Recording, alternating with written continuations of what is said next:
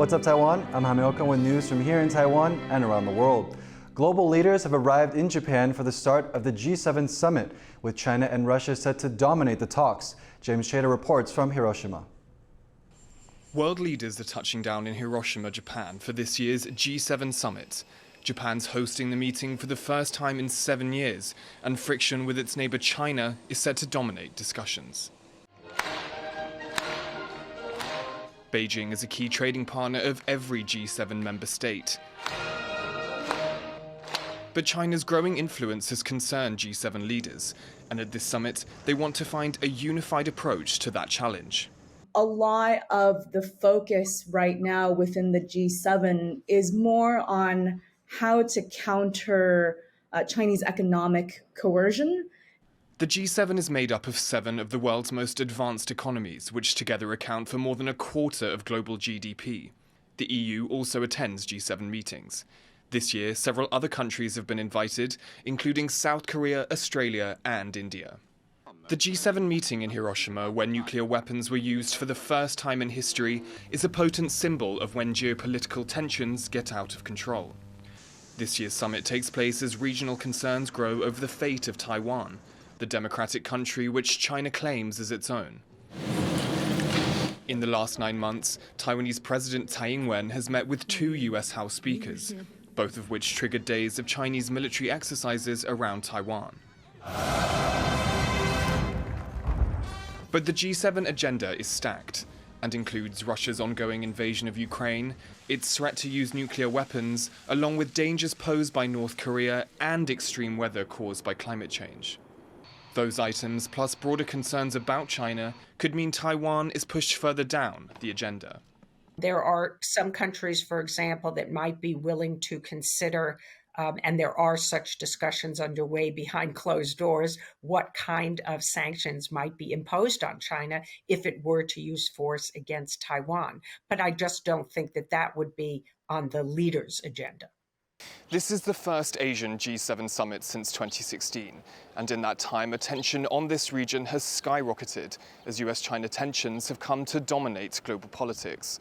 But in that new political climate, Taiwan is the key flashpoint, and so even without being explicitly addressed, tensions over the country will be quietly colouring the discussions. Andy Schur and James Chater in Hiroshima, Japan for TaiwanPlus. The UK and Japan are set to sign a landmark agreement on enhancing defence cooperation and improving supply chains. UK Prime Minister Rishi Sunak arrived in Tokyo on Thursday ahead of the G7 summit. He's expected to unveil the Hiroshima Accord, which would deepen security ties between the two countries. That includes a commitment by the UK to deploy an aircraft carrier strike group in the region by 2025. The agreement would also include terms for stepping up bilateral trade and investment, as well as cooperation on climate change. London and Tokyo have moved to deepen ties in recent years due to tensions with China and North Korea. They will hold their 4th Vigilant Isle joint military exercise later this year. The leaders of South Korea and Canada met in Seoul on Thursday to discuss security and supply chain cooperation. Canadian Prime Minister Justin Trudeau is the first Canadian leader to visit South Korea in 9 years. During his meeting with South Korean President Yoon Suk-yeol, the two leaders condemned North Korea's weapons tests and nuclear threats. They also agreed to strengthen towards supply chain cooperation for both clean energy and critical minerals. South Korea is one of the world's largest producers of semiconductors, which require these minerals to be made. Japanese Prime Minister Kishida Fumio has invited several leaders of the chip industry to meet with him in Tokyo on Thursday. One of them is Mark Liu, chair of Taiwanese chip-making giant TSMC. Kishida has also asked other leaders from Taiwan, the US, and South Korea to attend the meeting. Japanese media reports say Kishida is expected to ask companies to step up their investments in Japan and cooperation with Japanese businesses. TSMC in February announced plans to build a second semiconductor manufacturing plant in Japan, a more than $7 billion investment. Back in Taiwan, Taizong's metro is under fire for not carrying out any safety drills, simulating a foreign object falling onto the tracks. It follows last week's deadly crash that saw a crane collapse onto the path of an oncoming train. Bing Wong has the details. A week after a crane fell 31 floors in Taizong, causing a metro crash that killed 1 person and injured 10 others, more information comes out about the rail company's safety practices. A city councilor discovered that while the Taizong MRT has held over 100 simulations and drills over the past 2 years, none dealt with foreign objects falling onto the tracks.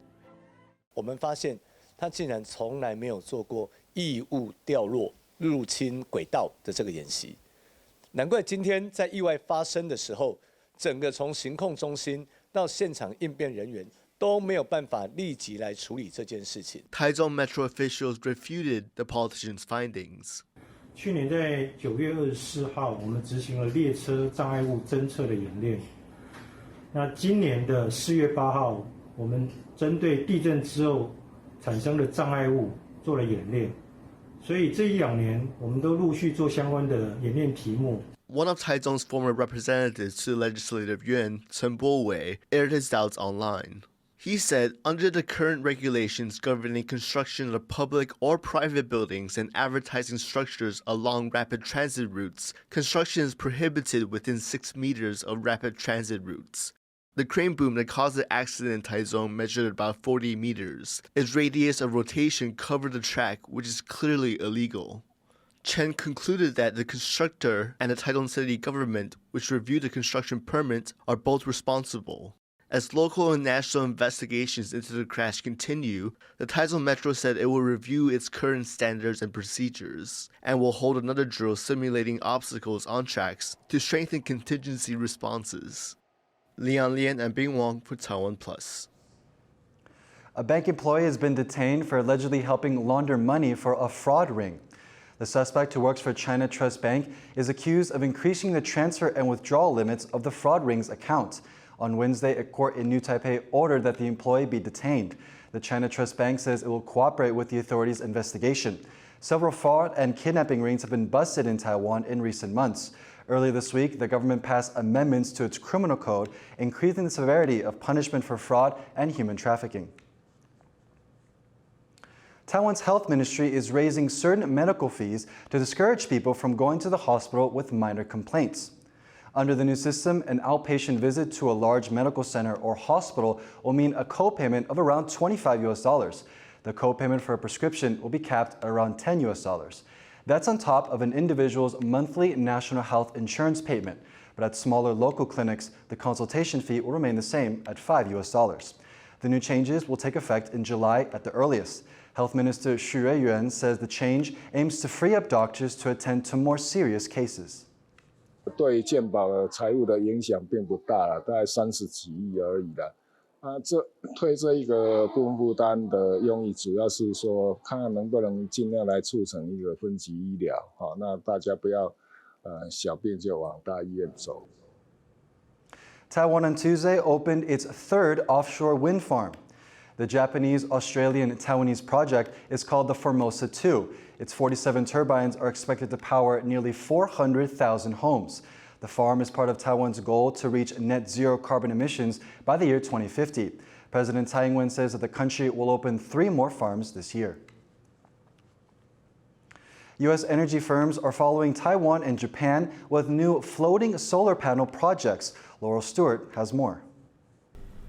This wastewater plant has 2 functions: treating water and generating electricity. Floating solar is taking off in the US. It not only produces clean energy, but unlike its ground-based counterpart, it also saves water and land.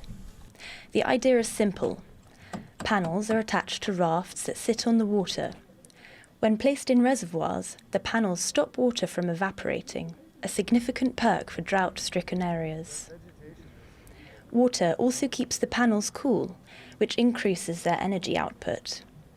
Chris Bartle, a floating solar company marketing director, says the US is learning from places already making the switch to green energy. Asia took off pretty quickly. Asia, especially island nations like Japan and Taiwan, were very keen on floating solar because they just didn't have a lot of land for large-scale ground mount solar. But the projects require significant investment. Bartle says upfront costs are 10 to 15% higher than land solar. and deep water can increase installation costs. Some scientists are also worried that panels could disrupt aquatic wildlife. They say more research is needed. But as land resources and green energy become more scarce, floating solar could be part of the solution. James Lin and Laurel Stewart for TaiwanPlus. In Taipei, the stage has been set for a combination of art and modern tech. Local group Shinehouse Theater has been working to enhance their performances by combining them with artificial intelligence. Harrell Hughes reports. This is a scene from Shinehouse Theater's The Sound of the Tide. If you watch closely, you might notice something special. In this performance, actors and technology are working together. Every line spoken by the actors causes a change in the set's background, and it's all powered by artificial intelligence. 不同的演员他有不同的声线、声纹，去侦测他的音量、音语调等等，那还有语速，那这些都可以转换成这一次剧作相关的一些数位素材的即时影像。Shinehouse Theater began in Taipei in 2006. The theater group interprets classic literature and social issues through experimental artwork. But this is the first time the performers will combine their acting skills with advanced tech like AI. 未来如何跟整个剧场的元素统整在一起，其实是我们在这一次的初步合作当中，以及未来继续尝试的过程当中很好的第一步。The group will travel to Europe in June. They'll perform in Prague, Lithuania, and Germany, showcasing their unique blend of AI and performance art for global audiences. Patrick Chen and Harrell Hughes for TaiwanPlus. An animation based on a legend of Taiwan's indigenous Tsou people has won the Best Full Dome Art and Experimental Film Award in Germany. The animation brings to life a Tsou legend about a boy transported to heaven to be taught by forest animals. Armed with a heavenly spear and the gift of fire, he returns to his village to pass on the wisdom of ancient Tsou warriors. The Full Dome Festival is held inside of a planetarium, and organizers describe it as a showcase of immersive and digital art. Taiwan's purple crow butterfly is one of only 2 migrating butterfly species in the world. One researcher has spent years following these butterflies and is now ready to showcase his work in a documentary co-presented by TaiwanPlus. Harrell Hughes reports. Blink and you might miss it. Taiwan's purple crow butterfly changes 7 colors in a matter of 10 milliseconds. This species is one of Taiwan's 400 butterfly species. But for documentarian Zhang Xiaolong, this one stands out the most. 因为它的紫色是瞬间即逝，所以要用超高速摄影机才能够把它捕捉下来。 Zhang is a butterfly expert. His love for the purple crow butterfly began 20 years ago with a visit to Taiwan's Butterfly Valley. The experience left him in awe. He decided to start studying this species and took his passion to the next level, producing a documentary called Lost Butterfly. It took 5 years and millions of NT dollars to complete. But for Jian, the joy this project brought outweighed the difficulties. 没有很大的困难，只有贷款有困难而已。就是做你最喜欢的事，都是很开心的事，没有困难的事。 The purple crow butterfly is one of 2 varieties of butterfly in the world that migrates. The migration pattern is largely dependent on Taiwan's weather and vegetation. But a severe drought that hit Taiwan this year has affected the location and timing of their travel. While climate change is a major factor, it's not the only issue. 它不只是因为气候变迁影响，同时人为的一些因素，包括开路啦、路杀啦，或是喷洒农药，这都是它在迁徙时候的一个很重要的危机啦。 Chan and Kenting National Park recently began working together to better understand and protect the purple crow butterfly. They hope the species and its kaleidoscope of colors will remain an awe-inspiring sight for years to come. Emma Xu and Harrell Hughes for TaiwanPlus. Thank you for watching What's Up Taiwan. Remember to download the TaiwanPlus app for more stories from Taiwan and around the world. Finally, today we leave with the images of paintings by Halim Ali Flowers. As a teenager, he was wrongly sentenced to life imprisonment. I'm Jaime Ocon. Take care and see you next time.